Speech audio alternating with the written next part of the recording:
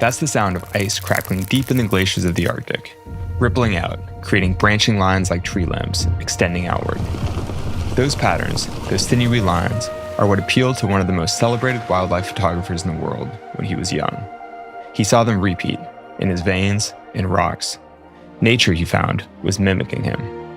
It's that ability to recognize patterns that makes Paul Nicklen a legend, and it's that eye that got him into his craft as one of the world's leading wildlife photographers and a Rolex Perpetual Planet Initiative partner. He found that there's symmetry everywhere, especially in the ice. Paul spent his earliest days navigating a frozen landscape. The cold became one of his favorite subjects to photograph. But in 2005, on assignment for National Geographic, he fell through that ice. It almost killed him. I'm Alex Honnold, professional rock climber and founder of the Honnold Foundation, bringing you stories of inspiring people who are helping to solve some of today's most pressing conservation issues. In partnership with the Rolex Perpetual Planet Initiative, this is Planet Visionaries.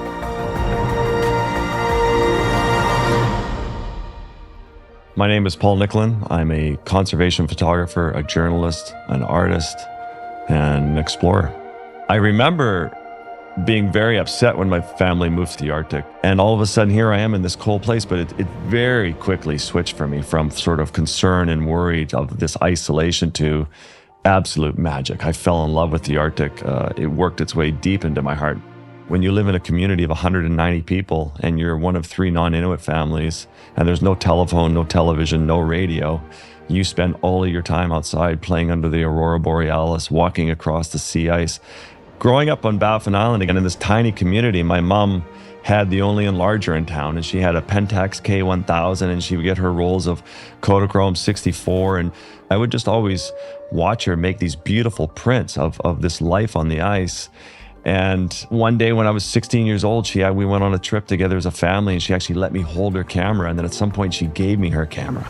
And I felt like I was Jacques Cousteau. I was the next great explorer out with this camera. And we came back from the Arctic, moved to Vancouver Island, British Columbia in 1986. And my mom took all of her life's work, all of her slides, all of her originals, put them in a big pile, put gasoline in a fire and just burned them all. Because the life in the North was so hard for her. I had worked so many years on this assignment. I started in 2002 going up there to do narwhals. And one critical component was to be able to try and find the narwhals from the air and then to try and get aerial photographs of them. And we went flying out and finally there they were at first 5, 10, 20, and then all of a sudden there's 1,000 narwhals. But we went back to camp just to put some more fuel in the airplane so we could go back out and keep doing the shoot.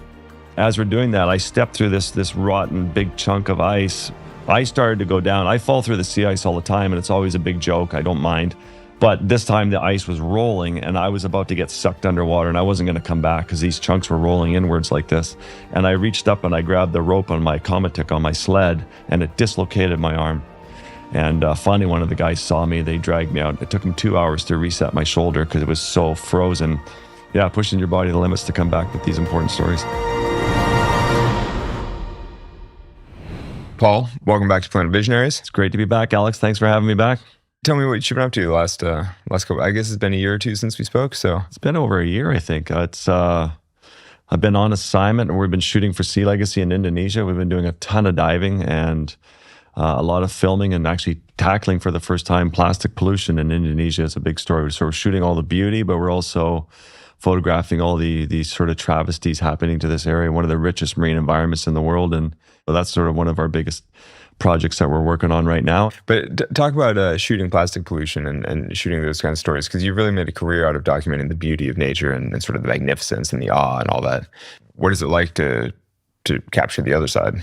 We had been sort of diving all around Indonesia last year, and we were sort of some of the best diving in the world, highest diversity of species and coral and fish, and we're doing these epic dives. So for anybody listening, I mean, you're married to Christina Meyer, who's also an amazing conservation photographer working in much the same space. And then Christina and I said, let's just take a break at Christmas and not get involved, not just shut down for 5-6 days and just sit in a hotel and not do much. And of course, we all grab our phones, we do a little swipe, social media. We find out that 2 miles away there's a beach, and the storms have come, the rain has come, and it's filled all these rivers in Indonesia, and all this plastic just came flooding into the ocean. So millions of pounds of plastic. And this one beach we went to, Kuta Beach it's called, it had plastic on it that was 6 feet thick in areas, and it was miles long, and there was just more coming in. But it's gut-wrenching to see, and then all of a sudden you see hundreds of volunteers, and we did social media, and we had several hundred people come down and just to clean up this beach, and you see people rallying, you see groups like Sungai Watch, these two brothers and a sister from France moved to Bali, and that's their life's mission, is to rid this country of plastic. So you sort of, at one side you get sort of down, but all of a sudden you get lifted up again, that the people are doing stuff. These are really the heroes on the front line, and so now I'm making a big retrospective book, and I need a book stand, and we're making it out of the recycled plastic. These guys pick up, recycle, and then they start making really high-end furniture with it. So they're employing local people in the communities.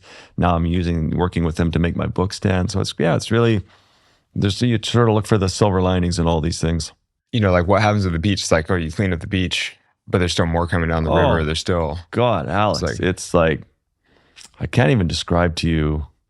You're diving down, and the current starts to pick up during the dive, and sort of like this conveyor belt starts. And at first you see a little piece of plastic go by, and then you start to see thousands of little bits of microplastics, and all of a sudden you see garbage bags, and you see TVs, and you see suitcases going by, and you start to see diapers. At first you think, oh, is that a jellyfish? And then you see a turtle going up to inspect it, thinking it's a jellyfish, but it's a diaper. In the culture there, it's sacrilegious to burn. It's against the will of the gods to burn a diaper, and they have no place to put their trash. So the only place to put all their used diapers is into the rivers. And then they wait for the rains to come, and it flushes all these rivers into the sea. So you have millions and millions of diapers just flowing in the current. There were times that we couldn't even jump off our boat to get into the ocean because of the garbage going by. It was just a sea of plastic. And it just, you can't believe it. And so we're actually going back now to start a major campaign to film all this plastic pollution, and then the efforts to try and fix it. And I'm sort of shocked. I was shocked. And I thought I'd seen it all when it comes to garbage and the worst things happening to our planet. And you realize that there's thousands of tons going into the ocean every second. Like Christina was in Africa on a shoot, and there's this D10 bulldozer, and all it's doing all day long is pushing garbage over the edge of the cliff into the sea.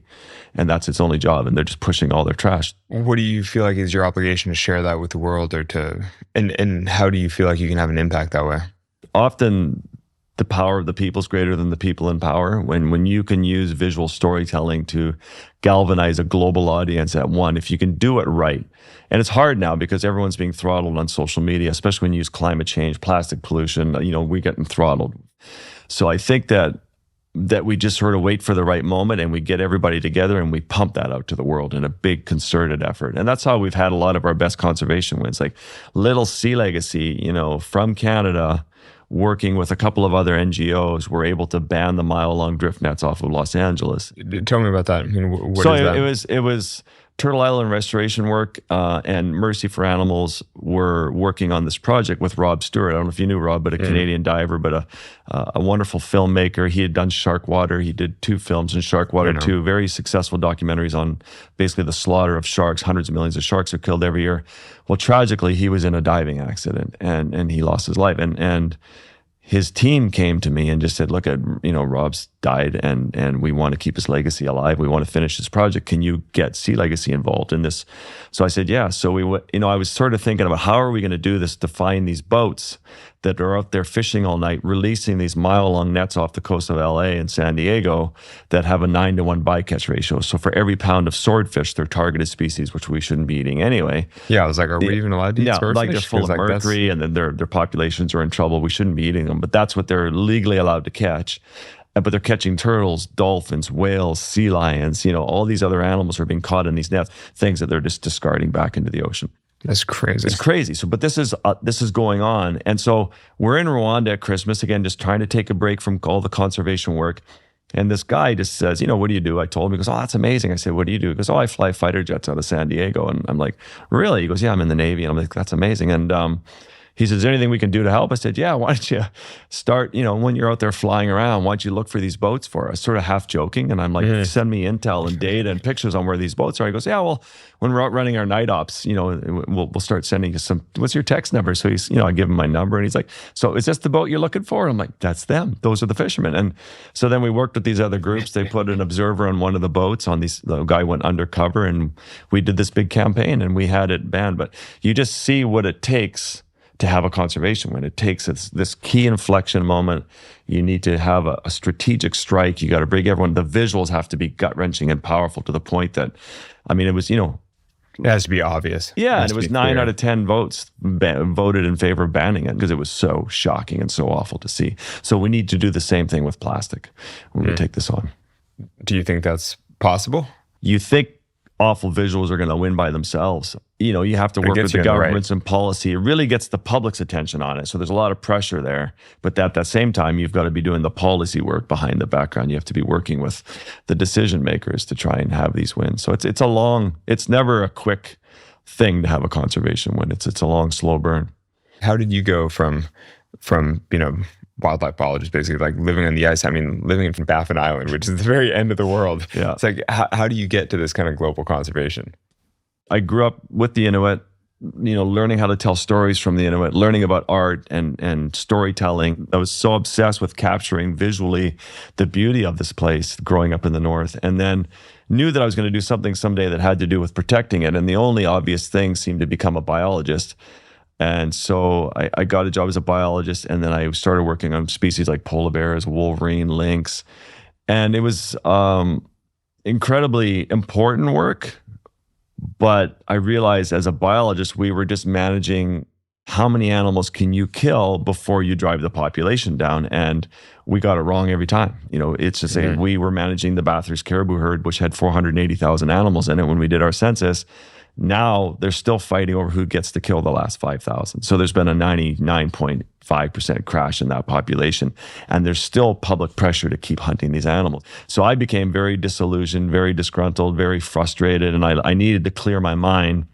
So I had a Cessna 206 fly me from Inuvik and drop me off on the Horton River in the middle of nowhere where I wasn't going to see anybody else for 3 months. And I just sat there on the barren lands with the wolves and the bears and just sort of figured out, this isn't for me. I thought it was my path. What's my path? And I thought if I could just bridge the gap between the science, because the science was important, and the public by doing stories for a magazine like National Geographic, then I might have real and lasting impact when you can reach 100 million people with an article. So then I got into National Geographic. It took a long time. It was a long road, but I got in there and I started shooting stories. I was doing their climate change stories, species at risk stories, doing stories on narwhals, and then behavior pieces on leopard seals. And, it was great. It's like being in the NFL, but there's only one team, so you just like, it gets really exciting, but it was slow. Like you would do a story for a year or two and it would come out for a month and then be gone for an ever. And then you were already on to your next assignment and that there was nobody there to sort of clean up the pieces behind you and have conservation wins. And then I met this remarkable woman by the name of Christina Mittermeier. I don't know if you've met her, but she was running this thing called International League of Conservation Photographers, and she was really using photographers as storytellers in their own journey and really, we had a big fight one day. I'm like, I am a journalist. I'm a National Geographic journalist. I do unbiased. She goes, no, you're not. You're a conservationist. You care about this too much. You care about these animals. You care about these ecosystems. You can do a biased coverage and still be, a good human. So, and I was like, oh, that's pretty cool. So I got really sort of enamored with what she was doing and the way she was speaking so passionately about all of this. And at that time, my social media started to grow, thanks to National Geographic. I first had a couple 100,000. And then one day I did a post on the Nat Geo feed saying, hey, if you want to see what narwhals look like, go to my feed. And I got, I think, 50,000 new followers in an hour. And I'm like, okay, this is real. So there was this way that we started to think about storytelling, and that really changed the way we started to, instead of think about the big story, started to think about the daily beat of these stories and sort of beating that drum daily. And that's when 2014, 2015, we decided to launch Sea Legacy. And then, by 2017, I really started to just go into the conservation voice. And then we started to have conservation wins. And I'm like, okay, taking a great picture, seeing your picture on the cover of National Geographic is amazing, but nothing tastes as good as a conservation win. So have you seen that strategy be more effective? Storytelling it's almost like direct to consumer. Yeah. Do you find that's more effective? Yes, it is more effective, but it's waned in a sense. I mean, it was actually the starving polar bear that we put up. I don't know if you saw that. We put up this short little video of the starving bear, and Christina took a picture of it that was in Time magazine. And, we released that going into Christmas. And it was just kind of like, hey, we didn't even say this is climate change. We just said, this is what a starving bear looks like. It's not just as polar bears disappear, if they're slated to disappear in the next 100 years as a species, they're not data points falling off a sheet of paper. It's actually really awful to watch a bear die and starve. And we put that up, and I think it got 2 billion views. It got a quarter of the planet apparently saw it. When I suppose ultimately, though, the measure of success is conservation wins. Like, are polar bears any better off now than they were 10 years ago? Or like, are these ecosystems doing any better now than? And so by that metric, I mean, how do you feel like the work is faring? I did a story for National Geographic in 2000 and on climate change. I went through the whole Northwest Passage, and I couldn't get a scientist to go on the record and say climate change is a result of human activity. And, but nowadays, I think everybody's talking about it. You see change happening. It's just happening too slow. So it's a terrifying time, but also change is happening. Of your sort of advocacy work between lecturing, photos, even scientific work as a biologist back in the day, of the things you do that are sort of useful, which of those do you actually like doing the most? Like which actually fuels you? I never thought I would say this. I'm just kind of curious. No, yeah, I love, and it was also kind of a fluke in 2011 doing my TED Talk. I was not ready for it. I was going through a divorce. I was, flustered, and I hadn't prepared. But to have everybody coming up to you after saying, how do I get involved? How do I support you? How do we help this planet? All of a sudden it's like, wow, this is a great way to communicate. And so I've gone on to do probably, 400 or 500 lectures in the last 20 years. You're giving a lot of energy, but now you have a lot of energy coming in from those moments where you feel really energized. I mean, you've done incredible talks as well, and TED Talks, and you've not incredible ones, but I have given talks.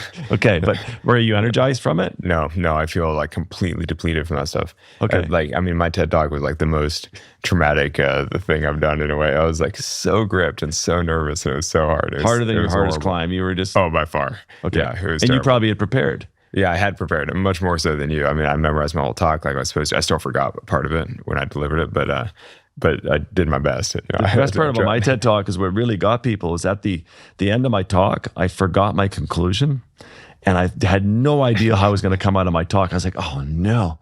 So I put my head down like this as I went into my conclusion, just to think for a second. Everybody thinks I'm crying.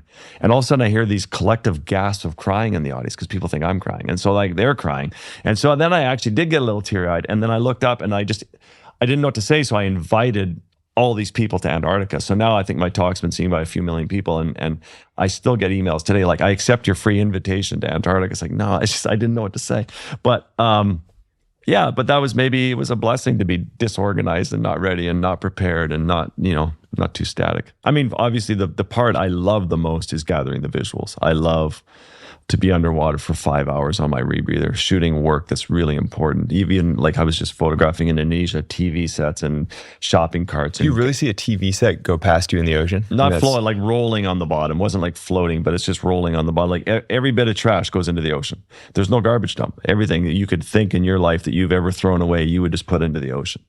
So you just can't, it's just hard. I mean, it's hard for me to, like, it's honestly hard for me to believe that, like hard to grasp. I'm like, really, you just watch these are everything. karst limestone islands that don't have a place to really dig and put stuff. Like we brought our boat into this marina and they said, can we offload our trash here? We had a few bags of garbage from being at sea for so long. And they said, yes. And so there's a big dumpster there and we put our trash all in the dumpster and we're like, okay, like anywhere else in the world that would go away and get dealt with. Well, we saw the garbage truck come by, pick it up, drive down a mile to the end of the road and dump it all at the edge of the ocean. And then all the locals come through and pick whatever they want from the people's trash. And then the rest of it goes into the sea. And we're like, okay, well, we can't. So we had to figure out ways to carry our trash everywhere. I'm like, that's so crazy. It's crazy. I mean, it's interesting though, because it also makes you remember that the trash in general, even in the developed world, I mean, it's still only getting buried. It's not like anything is really happening with it. Landfills, it's like you're still just digging a big hole and just putting your trash there for a long time, but it's not like it's actually being dealt with. A lot of like our equipment that we buy, it's got 5 layers of plastic around it, and it's just too easy for these companies it's so cheap to produce it. So it's just something we've got to tackle at that level for sure.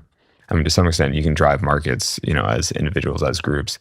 But yeah, ultimately, that's a policy thing. And I mean, I suppose that's why you're so interested in speaking to groups and like presenting your work more widely. It's like you just have to organize big groups of people to make. Yeah. I think when you say what's the best, I mean, you really, whether you love it or not, you need all of it.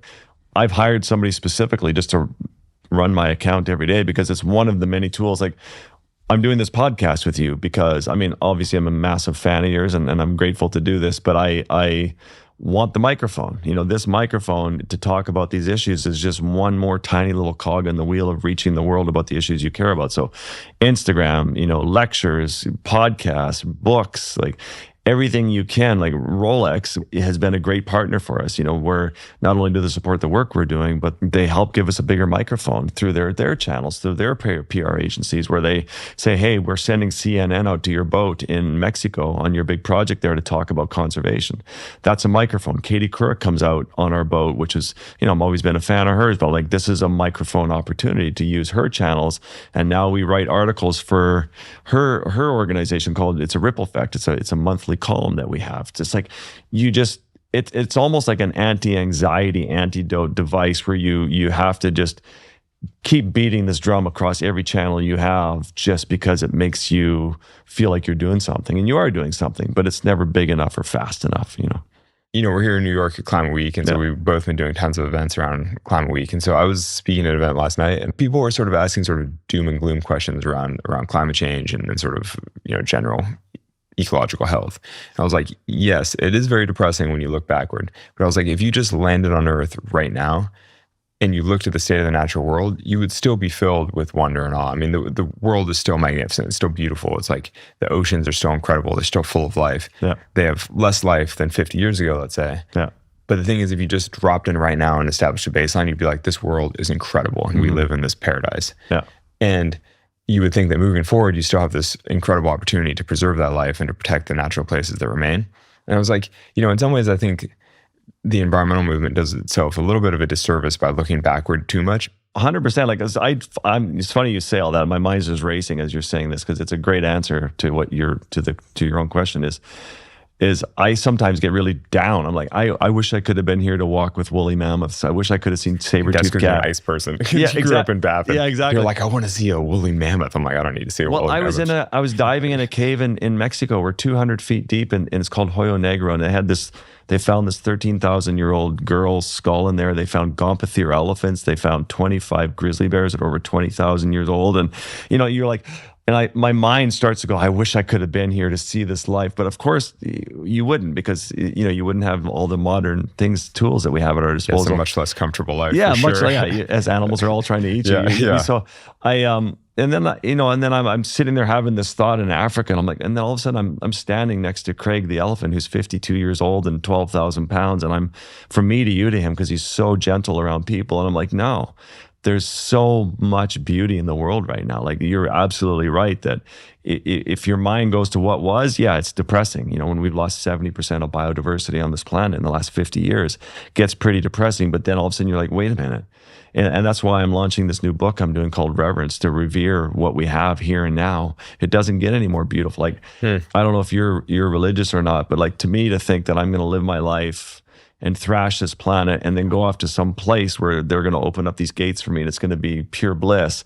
It's like when you spend time immersed in nature, or you're swimming next to a blue whale or a pod of narwhals, or you have a polar bear walk by you on the sea ice, or you're hanging onto a cliff looking out over a valley, you're like, it doesn't get any more beautiful. Like, you can't imagine, you could not ever stop to imagine, I don't think, a place that is more beautiful and fragile and raw and powerful as what we have in front of us right now. And it's what keeps me going every day to fight to protect it. Yeah, talk about Reverence. Talk about the new book.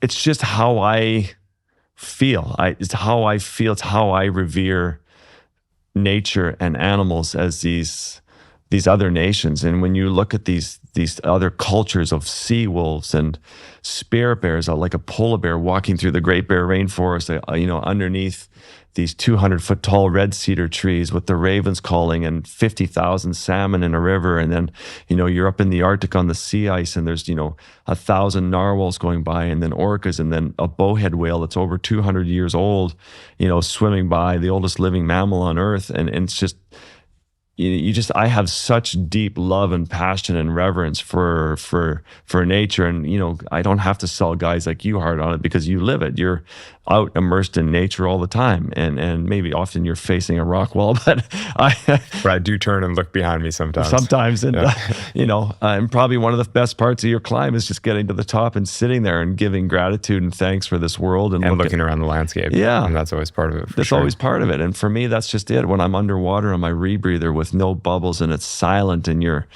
you've got 10 manta rays, swirl. I was just underwater and the current was flowing and I'm alone and all these manta rays were there, and all of a sudden this large pelagic manta ray that's probably 16 feet in diameter wide comes up and parks itself next to me, and I look and it's covered in fishing line, and it just sort of sits there next to me, and I'm gonna cut the line off it and shove it into my wetsuit, and just, I don't know, you just can't believe that there's something this beautiful. So the amount of reverence that I feel, and it's the secret ingredient, as Christina says, to really saving life on planet Earth right now is just hope and reverence. We have to find hope. We have to realize the beauty that's in front of us. People have to realize that, we've become such digital creatures and our world is this far in front of us, and then we're on our computer and then our TV and then but when you sort of get past all that and you look outwards and you look out into the world, you go, oh my God, this really is incredible beauty. When you're diving under the waves, or you're climbing on a mountain, or you're sailing across the sea, or you're just sitting in the forest, or sitting on a beach, or going for a hike, to go, wow, I can't believe what we have is still this beautiful and powerful, and just trying to get people to wake up to it. I really encourage everyone to get involved in whatever project it is, because if you sit there at home and if you're scrolling on social media and you look at the doom and gloom of our planet, you get dark really quick, and it just sinks you deeper and deeper. But all of a sudden get involved and say, well, I'm going to go help my local dog shelter. I'm going to go help, my kid can go to school. I work with kids, and they're like, yeah, I made a stand, and now we have zero plastic in our school. I'm like, that's amazing. And they feel good about themselves. Now they want to get more involved in other projects. And this is the classic think global, act local. Yeah. Because ultimately acting locally is the thing that allows you to have an impact, like start at whatever scale you can. And your work solar work that you do, I mean, that's got to feel amazing, but like if you take on, well, climate change, what's the point? It's like, well, no, this is a place I love, culture I love, people I love. I'm just going to go do what I can to help raise money and help here. And like Christina and I went to Africa and last year, I'm like, I got to get away from the plastic pollution. I just want to go sit with elephants and not get involved in any conservation work right now. I can't handle it. I just need to. And also, boom, first day, a guy walks up, I know who you guys are, and your Sea Legacy. I'm like, yeah. And he goes, I'm working with Saving the Survivors. I go and make prosthetic limbs for rhinos that have been poached and help them. He goes, can you? I'm like, how do we help? And then all of a sudden, first day we're back in, and then the next day we're with Riteti and the Sorara Foundation, where they have 1 million acres, and these guys they're basically taking orphaned elephants, and they're now working with the local Samburus to take goat milk, which is much better than cow milk, better for the environment, better for everything. And now they have like a 99% success rate in releasing these baby elephants back into the wild. So like, how do we help? Like, can I write a check? Can I use my social media? And all of a sudden by the end of sort of plastic depression, I'm feeling pretty good about life. And now we're working with the Segura, and then we're on to bringing 20 rhinos back into this habitat that used to be devastated by cattle. And now they've, I took off in his ultralight airplane in his airplane with him, and we're looking at 400 elephants and 300 Cape buffalo. And this was just decimated years ago, and now it's coming back. So you just got to find these local projects of hope and inspiration that really can get you going again. Yeah, this is exactly what you're saying, that if you're feeling down, act. Yeah. It's like you guys. That's what I meant to say, down, Alex. Thank you for saying it so succinctly. Yeah. Though honestly, as you were saying all that, I was like, maybe if you guys want to go on vacation, you should go rock climbing instead. You just don't go to conservation areas if you're trying to escape. I was like, oh, you go somewhere with fewer people and just like some rock walls, and I have to say, relaxing. I was in Air Cadets because I wanted to be a pilot, and I was colorblind, so they kicked me out of the airplane, the flight Are program. you colorblind? Yeah, believe it or not. You take all those pictures and you can't see them? But I don't do post. I don't do my post. My world is consistent. Like I can see you're wearing a pink shirt, and that's I'm wearing a pink shirt. Yeah, so my world's consistent. But that's true? You don't do your post production? No, you don't see colors. I might play with a bit of contrast, but I don't. How do I not know that? That's crazy. I know. I'm like 1 in 12 men are colorblind. It's like who's the famous composer's deaf? Is that Mozart, Chopin, Bach? One of those guys. Couldn't hear or lost his hearing. Yeah, so I'm kind of that guy. That's why you like the ice world so much, because it's just black and white. It's all white. Yeah, you grew up in black and white. You didn't even know you were colorblind. Well, the funny thing is, in the snow, you get all this algae that's red, and everybody always talks about it. I'm like, I don't see it.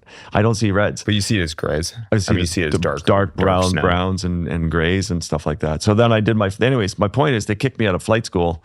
So they sent me off to Outward Bound. And I have to say, I mean, I'm not a rock climber, but it was one of the most profound, beautiful things I've done is just you and the rock, being out there hiking in the mountains, being up at 8,000 feet is just, I love it. So I love it too. Yeah, I get that. So I get you guys. Paul, thank you so much for taking the time and chatting on Planet Visionaries again. Thanks so much for joining us. I really appreciate it. Thanks, Alex. Planet Visionaries is a podcast in partnership with the Rolex Perpetual Planet Initiative and a Sony Music podcast production.